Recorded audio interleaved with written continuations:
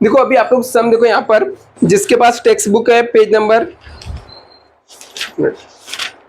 Question number 18 भेजा ना बच्चा।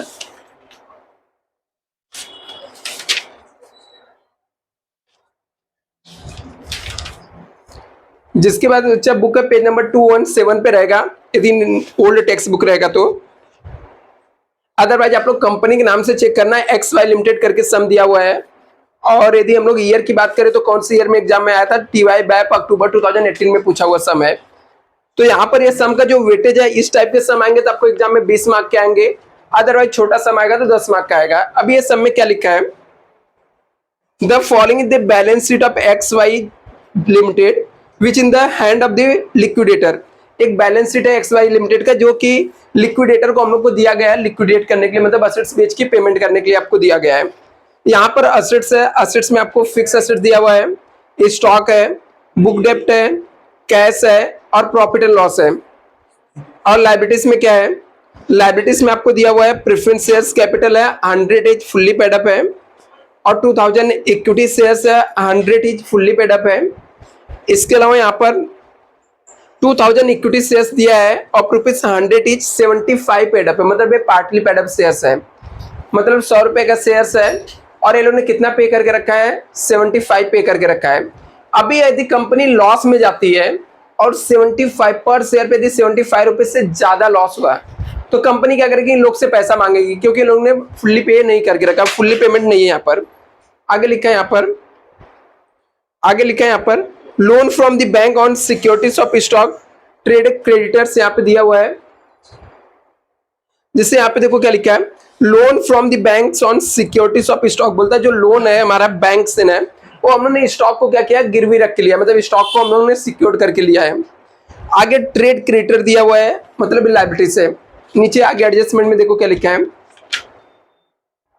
लिखा है assets realise the following amount after all the cost of realisation and liquidator's remuneration amounted rupees 5000 paid out of cash in hand 40,000 as per balance sheet. क्या लिखा है यहाँ पे, assets realise the following amount, मतलब बोलता है assets को हमने रियलाइज किया। लिखा है after all the cost of realisation and liquidator remuneration amounting 5000 paid out of cash and hand 40,000 as per balance sheet. Balance sheet के हिसाब से हमारे पास कैश बैंक कितना बचा हुआ है, 40,000 बचा हुआ है, सब कुछ पे करने के बाद। आगे नेक्स्ट देखो यहाँ पे क्या लिखा है, लिखा फिक्स एसेट्स को हम लोग 1,68,000 में रियलाइज करेंगे। स्टॉक को स्पेशली हम लोग अलग से रियलाइज करेंगे क्योंकि उसको हम लोगों ने गिरवी रखा था, ठीक है। बट जो हम लोग का स्टॉक है वो रियलाइज हुआ 1,10,000 में। बुक डेप्ट मतलब डेटर को 2,30,000 में हम लोगों ने रियलाइज किया। आगे यहाँ पे लिखा है calls on partly paid up shares were made but the amount due on 200 shares was found to be unrecoverable. बोलते हम लोगों ने पैसे को तो कॉल करके मांगा शेयर होल्डर से, लेकिन उसमें से 200 शेयर होल्डर ऐसे थे जिनसे हम लोग को पैसा रिसीव नहीं हुआ है। आगे यहाँ पे क्या लिखा है, ठीक है, आगे यहाँ पे क्या लिखा है प्रिपेयर द लिक्विडेटर स्टेटमेंट। आपको क्या करना है, लिक्विडेटर स्टेटमेंट प्रिपेयर करना है। तो ठीक है, हम लोग प्रिपेयर कर लेते हैं यहाँ पर। तो सबसे पहले हम लोग यहाँ पर ना, अभी पार्टली पेड अप शेयर रहेगा और फुल्ली पेड अप शेयर्स रहेगा तो थोड़ा सा डिफरेंस होता है। यहाँ पर सिर्फ आपको लॉस एडवांस में पता करना पड़ता है कि कितने का लॉस हो रहा है। अभी देखो यहाँ पर फुल्ली पेड अप शेयर्स के लिए हम लोग क्या करते हैं, यहाँ पर पहले आपको बता देता हूँ। यहाँ पर यदि मान लो एग्जाम में इनकेस आपको पार्टली पेड अप शेयर्स आ गया और उस आपको याद नहीं है कि क्या करना है, फिर भी आप वो सम को मत छोड़ो, क्योंकि उसमें आपको यदि 15 मार्क का सम, सॉरी 20 मार्क का सम रहेगा तो 14 से 15 मार्क्स आपको मिल ही जाएगा, ठीक है। सिर्फ 3-4 मार्क्स का रॉन्ग हो सकता है पार्टली पेड अप होने से। ये हमारा रहता है statement of liquidation, statement of liquidation. इस साइड में हमारा रिसिप्ट होता है और इस साइड में हमारा क्या रहेगा, पेमेंट रहेगा। अभी चाहे फुल्ली पेड अप का सम रहे चाहे पार्टली पेड अप का, सॉल्व ऐसे ही होता है। सिर्फ पार्टली पेड अप वाले शेयर्स में थोड़ा सा डिफरेंस रहता है। ये मान लेते हैं कि हम लोग को जो सम दिया वो क्या है, फुल्ली पेड अप दिया हुआ है, या मान लो पार्टली पेड अप तो है ही, मान के चलते फुल्ली पेड अप दिया। तो हम लोग क्या करते हैं, यहाँ पर जो भी एसेट्स बेचेंगे उसको कहाँ पे लिखेंगे, डेबिट साइड में, और जो भी लायबिलिटीज हम लोग पे करेंगे वो कहाँ पे लिखेंगे, क्रेडिट साइड में लिखेंगे, ठीक है, क्योंकि हम लोग पे कर रहे हैं। तो यहाँ पर आपको क्या करना है, सबसे पहले हम लोग यहाँ पर टू सैंडरी एसेट्स लिखेंगे। टू सैंडरी एसेट्स मतलब हम लोग एसेट्स को जो जो बेच रहे हैं उसको यहाँ पर हम लोग मेंशन करेंगे। देखो हम लोगों ने कौन से एसेट्स को रियलाइज किया है। सबसे पहले तो अपने को नीचे लिखा था कि liquidator remuneration amounting 5000 paid out of cash in hand 40,000 as per balance sheet. और हमारे पास कैश बैंक कितना है 40,000 है, तो हम लोग यहां पर जाके लिख देंगे कैश एंड बैंक कितना हमारे पास है 40,000 है। नेक्स्ट फिक्स एसेट्स को हम लोग रियलाइज किया है। फिक्स एसेट्स को हम लोग कितने बेचा,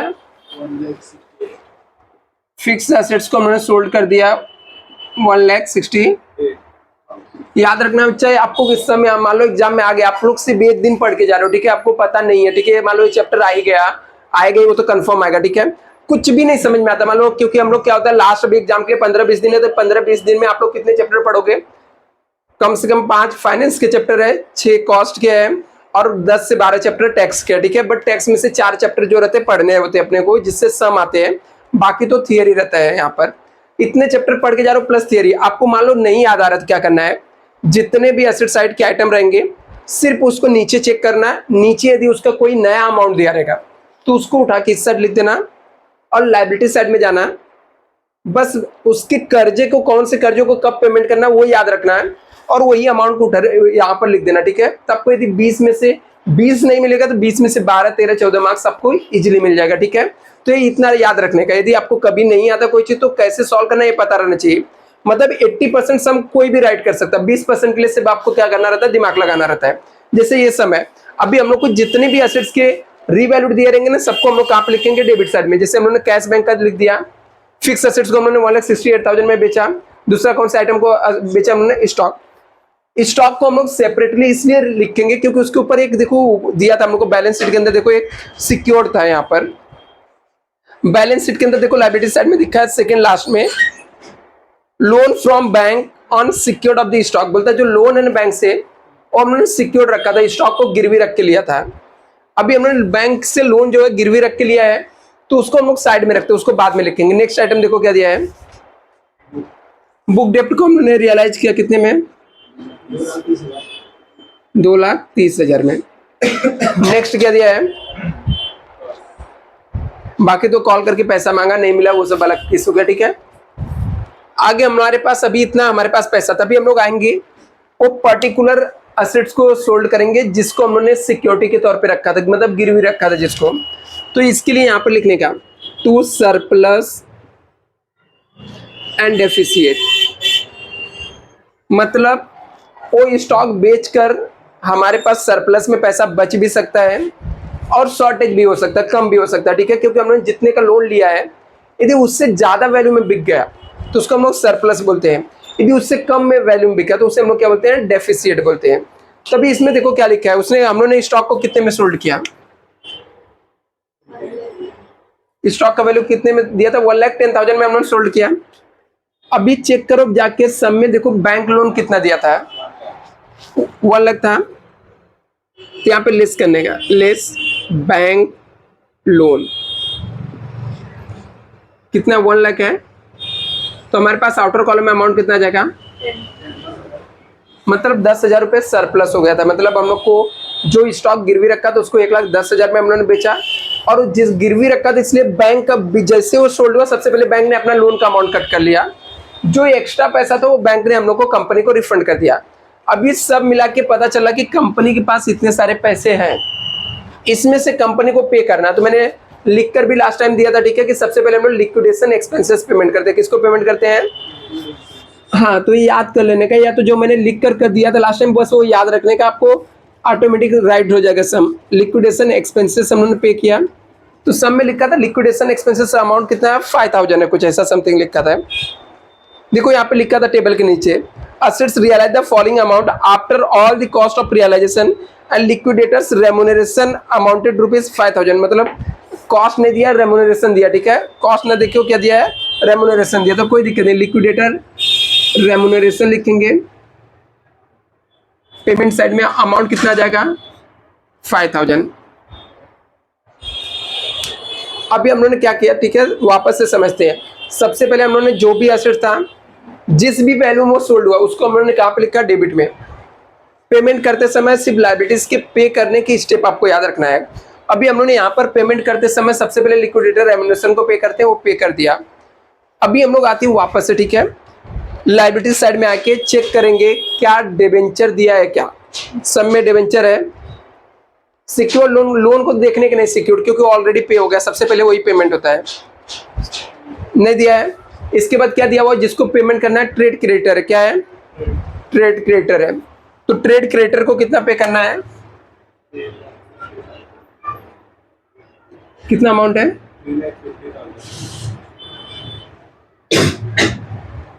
क्योंकि ओनर जो रहते हैं, शेयर होल्डर, वो लोग क्या होते हैं, ओनर, उनको एकदम लास्ट में पैसा मिलता है जब बचता है तो, ठीक है, नहीं बचा तो उनको मिलता भी नहीं। बट आज पार्टली पेड अप शेयर है तो हम लोग देखेंगे कि उनसे कितना पैसा हम लोग रिकवर करना पड़ेगा, क्योंकि पार्टली पेड अप वाला। इसके बाद नेक्स्ट किसको हम लोग पेमेंट करते हैं, प्रेफरेंशियल क्रेडिटर को। सब में प्रेफरेंशियल क्रेडिटर दिया है, क्या है, प्रेफरेंशियल क्रेडिटर कहाँ है, नहीं है, वो प्रेफरेंस शेयर्स कैपिटल है, प्रेफरेंशियल नहीं है, ठीक है। इसके बाद हम लोग किसको पेमेंट करेंगे, प्रेफरेंस शेयर्स कैपिटल को पे करेंगे। हमारे पास टोटल अमाउंट कितना, 2,30,000, 1,68,000, 40,000 और 10,000। अभी ये सब मिला के 3,55,000 पे कर दिए हम लोगों ने। अभी भी पैसा बचा है क्या हमारे पास, एक बार इसका टोटल मार के देख लो, अभी भी बचा है क्या, बचा रहेगा। तो हम लोग यहाँ पर जाके पेमेंट कर देंगे बाई प्रेफरेंस शेयर कैपिटल। कितना पेमेंट करना है, 1 लाख। अभी इक्विटी शेयर होल्डर को पे करना है। हम लोग को ये जो सम मैंने बताया, चाहे फुल्ली पेड अप सम रहेगा या पार्टली पेड अप सम रहेगा, सेम ऐसे ही सॉल्व करने का, ठीक है। लेकिन अभी पार्टली पेड अप सम रहेगा तो एक्स्ट्रा क्या करना वो मैं आपको सिखाने जा रहा हूँ, ठीक है। मान लो आपको एग्जाम में पार्टली पेड अप का ट्रिक यूज करने नहीं आया तो भी सम को यहाँ तक सॉल्व कर देने का, ठीक है, रोकने का नहीं, सम पूरा यहाँ तक क्या करने का, कंप्लीट करने का।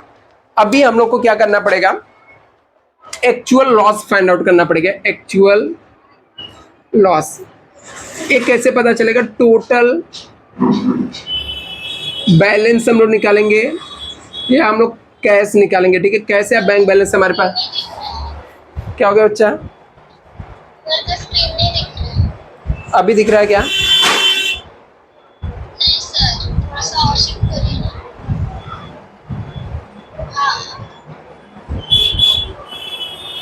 टोटल बैलेंस और कैश निकालेंगे, ठीक है। ये हम लोग कैसे निकालेंगे,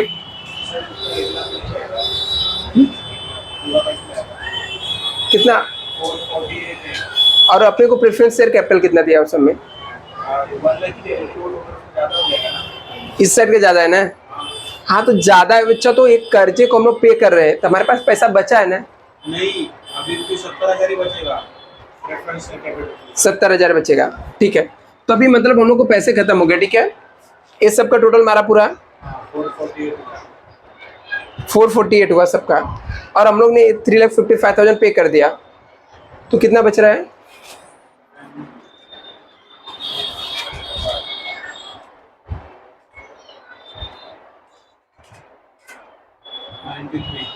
$93,000 बच रहा है। मतलब हम लोग इसको भी पेमेंट नहीं कर सकते, ठीक है। अभी यहाँ पर इसको मैं यहाँ पर साइड में इसलिए रख रहा हूँ क्योंकि पार्टली पेड अप शेयर्स है। यदि फुल्ली पेड अप रहता है ना, मेरे पास 93,000 बचाना है तो उतना ही पेमेंट कर देते, डायरेक्टली क्या कर देते, पेमेंट कर देते हैं। अभी ये पार्टली पेड अप शेयर है तो मतलब जो शेयर होल्डर के पास पैसा मेरा बचा हुआ है ना, उनसे मांग कर हम लोग क्या कर सकते हैं, पे कर सकते हैं, क्योंकि उनकी लायबिलिटीज अभी भी उनको लाइबल है पे करने के लिए।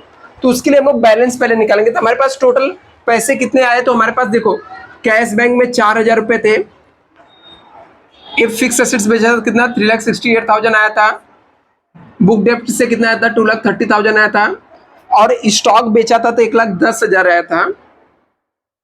ये टोटल मारेंगे तो टोटल पैसा कितना हमारे पास हो गया, नहीं इसका ये अमाउंट तो नहीं लिया रहेगा, अच्छा ये सबका टोटल मार,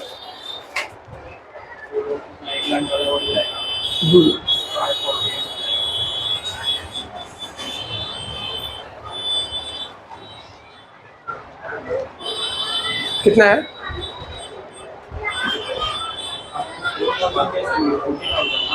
सॉरी हाँ ये 40,000 है, सुजल कितने है? जीरो कौन लिखा था भाई?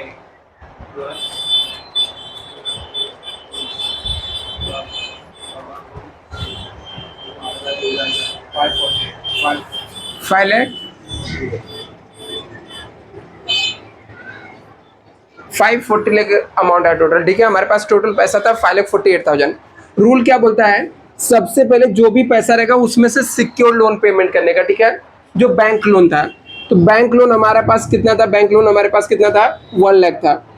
हम लोगों ने 1 लाख पेमेंट कर दिया, तो कितना बच गया था, 4,48,000। इसके बाद हम लोग को लिक्विडेटर का रेम्यूनरेशन पेड करना पड़ता है। लिक्विडेटर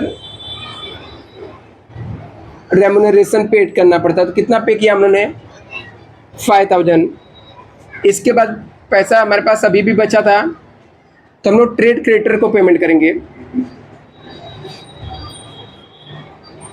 कितना अमाउंट था, 3 लाख, माइनस करो देखो कितना आता है,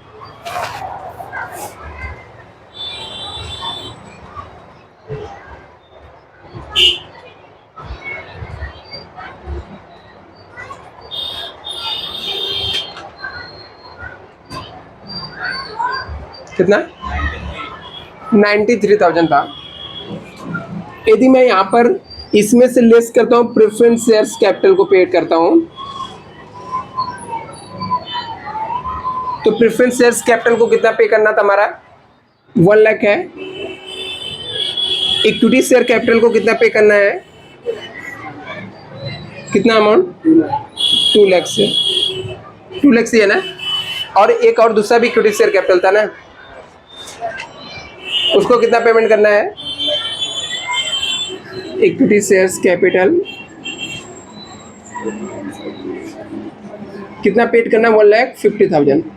अभी ये सब अमाउंट माइनस कर दो, देखो एक्चुअल का लॉस आ जाएगा कि हमारे पास एक्चुअल लॉस कितना हो रहा है।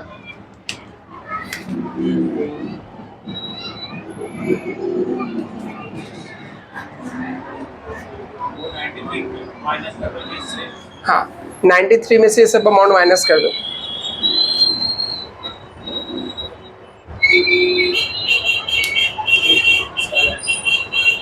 कितना रहा है, 3,57,000 का लॉस आ रहा है।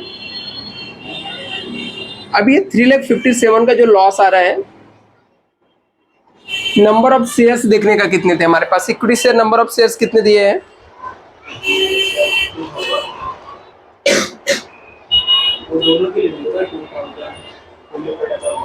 हाँ दोनों लेने का कितना, 4,000 है। इक्विटी शेयर्स 4,000 है, तो इसको डिवाइड बाय 4,000 करने का,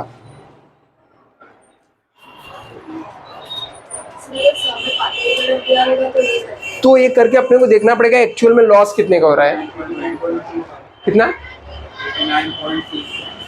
89 अभी देखो एक शेयर होल्डर को कम से कम कितना अमाउंट पेमेंट करना चाहिए था, 89.25 पे करना चाहिए।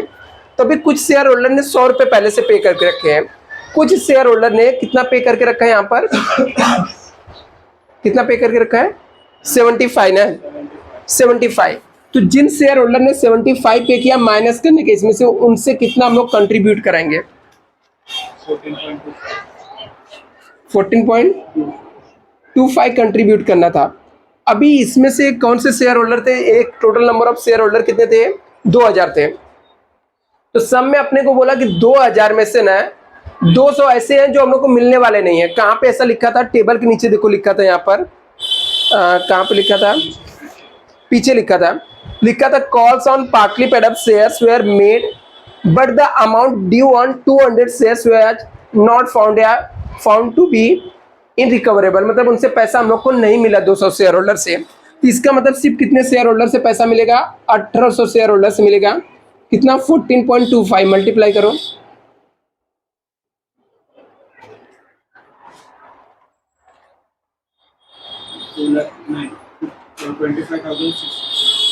$25,650। और यदि हम लोग 2,000 शेयर होल्डर से मांगते हैं 14.25, तो कितना हो जाएगा, 28,500। कितना आएगा, 28,500। एक बार चेक करो, कुछ आप लोगों ने मिस्टेक लगता है कैलकुलेशन में क्या। 27,000 आएगा। चलेगा, इसे कॉपी करो, देखते हैं उसको। इसको कॉपी करो, इसको। सब में बोला था कि 200 शेयर होल्डर जो नहीं मिले, बट उन्होंने उन लोग को पैसा भी हम लोग को रिफंड नहीं करना है, ठीक है। इससे हम लोग को 200 शेयर होल्डर क्या थे, बोलते हैं हम लोग को इरिकवरेबल है, उनसे पैसा भी नहीं मिलेगा, उनको पैसा हम लोग को रिफंड भी नहीं देना है। तो 200 शेयर होल्डर थे, वो लोग पहले से कितना पे करके रखे थे हम लोग को, 75 रुपीज़ पे करके रखे हैं। मल्टीप्लाई करो तो लोग ने हम लोग को कितना पैसा दे के रखा है, 15,000 दे के रखा है। तो 1,50,000 में वो लोग ने 15,000 हम लोग को रिटर्न नहीं करना, तो मतलब कितना रिटर्न करना, 1,35,000। तो इसका मतलब एक्चुअल लॉस हमारा कितना हो जाएगा, ये अमाउंट में से सब माइनस करो, कितना आया था, 3,42,000 ना।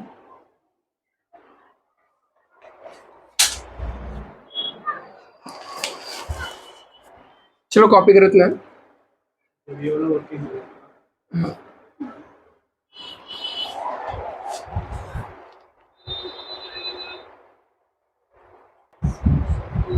कुछ जब ये वर्किंग नोट कब बनाने का, जब आपको ना पार्टली पेडअप का सम दिया रहेगा तो ही वर्किंग नोट बनाने का। और वो वर्किंग नोट में क्या रहेगा, ये जो रिसिप्ट साइड का अमाउंट रहेगा वो लिखने का, उसमें से पेमेंट साइड वाले के एक करके अमाउंट को क्या करते जाने का, माइनस करते जाने का। मान लो आपको लगता है कि सर ये मुझे समझ नहीं रहा, बहुत कंफ्यूजन होता है, ठीक है, लास्ट मोमेंट पे पढ़ रहा हूँ, तो कोई दिक्कत नहीं। इस सम को सॉल्व करना है, जितना पैसा बचा रहेगा यहाँ तक लिख कर छोड़ देने का। आपको 2 से 3 मार्क्स कटेगा, बाकी के मार्क्स आपको क्या हो जाएंगे, मिल जाएंगे, ठीक है। और यदि आपको लगता है नहीं कर सकते हो तो इसको कर लेने का, पूरे के पूरे मार्क्स मिल जाएंगे, ठीक है। क्या करने का, जितना भी आपका अमाउंट, जितना हमारे पास कैश आया रहेगा सब कुछ बेचकर वो लिखने का, उसके बाद जिसको जिसको पे करना सब माइनस करते जाने का। और लास्ट में यदि यहाँ पर ये माइनस में आ रहा है, जैसे हमारे पास कैश बचा था 93,000 और सब माइनस करते करते हम लोग को यहाँ पे कितना आ गया, 3,42,000, ठीक है। अभी ये हमारा लॉस हो गया, माइनस में आ गया, किसमें आ गया, लॉस हो गया, ठीक है। तो लॉस हुआ तो निकालने का पर शेयर पे लॉस कितना हुआ, पर शेयर लॉस, मतलब एक शेयर पे लॉस कितना हुआ है। तो कैसे निकालने का, 3,42,000 जितना टोटल लॉस रहेगा उसको डिवाइड करने का नंबर ऑफ इक्विटी शेयर से, नंबर ऑफ, तभी टोटल लॉस हमारा 3,42,000 है। और नंबर ऑफ इक्विटी शेयर्स देखेंगे कितना है। तो सब में हमारे पास 2 टाइप्स के इक्विटी शेयर दिए थे। एक था हमारा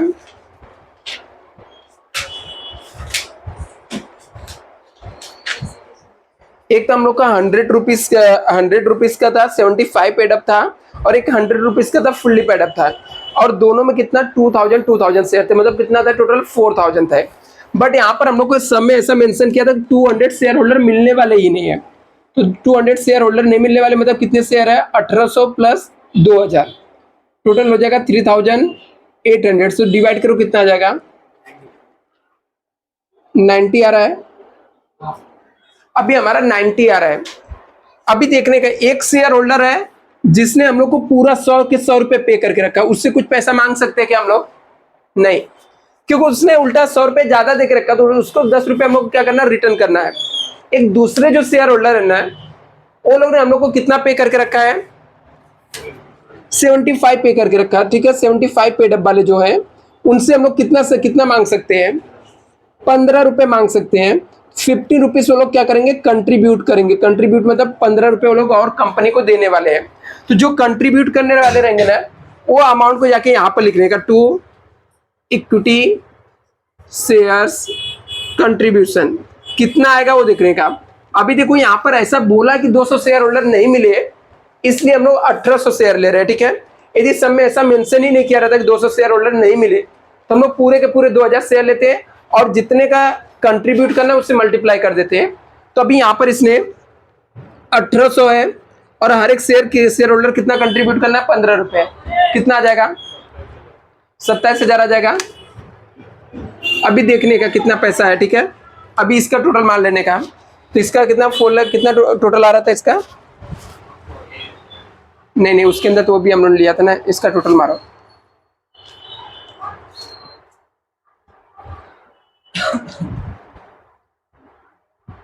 लाख 48,000,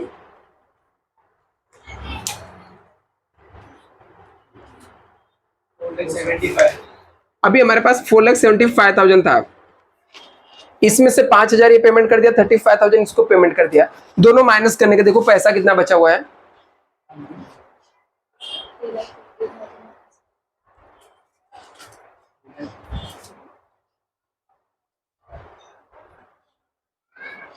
कितना बचा हुआ है? 4,35,000 बचा हुआ। अभी क्या 4,35,000 कैसे?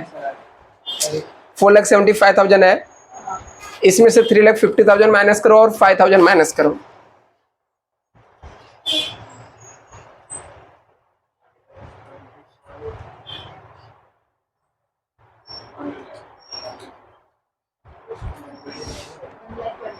हमारे पास 1,20,000 बचा हुआ, ठीक है। 1,20,000 में से सबसे पहले इसको कितना पेमेंट करना है? 1 लाख करना है, 1 लाख इसको पेमेंट कर देंगे। अभी भी पैसा हमारे पास कितना बचा हुआ है? 20,000। तो ये लास्ट में 20,000 इक्विटी शेयर होल्डर को देके खत्म कर देने का। ये इसलिए 20,000 बच रहा क्योंकि कुछ शेयर होल्डर ने मालूम है 2,000 शेयर होल्डर ने 100 रुपए पे करके रखा था और एक्चुअल में लॉस कितने को हो रहा था? 90 का, मतलब 10-10 रुपए हर एक शेयर का ज्यादा था, इसलिए 10-10 रुपए के हिसाब से 2,000 शेयर को 20,000 रुपए हम लोग रिफंड कर देंगे। तो यहां पर आ जाएगा by equity share capital 2,000 into 10। ये लिखने की जरूरत भी नहीं है, जितना बचा हुआ 20,000 लिख देने का और डायरेक्टली अमाउंट लिख देने का 4,75,000। ये सम हमारा हो गया। यदि ये वर्किंग नोट आया तो अच्छी बात है, करने का एग्जाम में लगता कि प्रॉब्लम होगा तो सिर्फ आपका रॉन्ग क्या आएगा, एक ही अमाउंट नहीं मिल पाएगा आपको और दूसरा ये अमाउंट नहीं मिल पाएगा, बाकी सब आपको मिल ही जाएगा, ठीक है। मतलब सिर्फ 2 चीज रॉन्ग होगा, बाकी सब आपको चाहे वो फुल्ली पेडअप रहे चाहे पार्टली पेडअप, वो राइट होगा। यदि फुल्ली पेडअप है तो सब राइट होगा, पार्टली पेडअप रहेगा तो ये सब इतना करने के बाद सिर्फ 1 और 2 अमाउंट आता है। और कभी कभी यदि हम मान लो ये लॉस हमारा 75 के ऊपर नहीं गया रहता है तो ये वर्किंग नोट करने के बाद भी हम लोग को कोई फर्क नहीं पड़ता, इसके अंदर कोई भी एंट्री नहीं आएगा।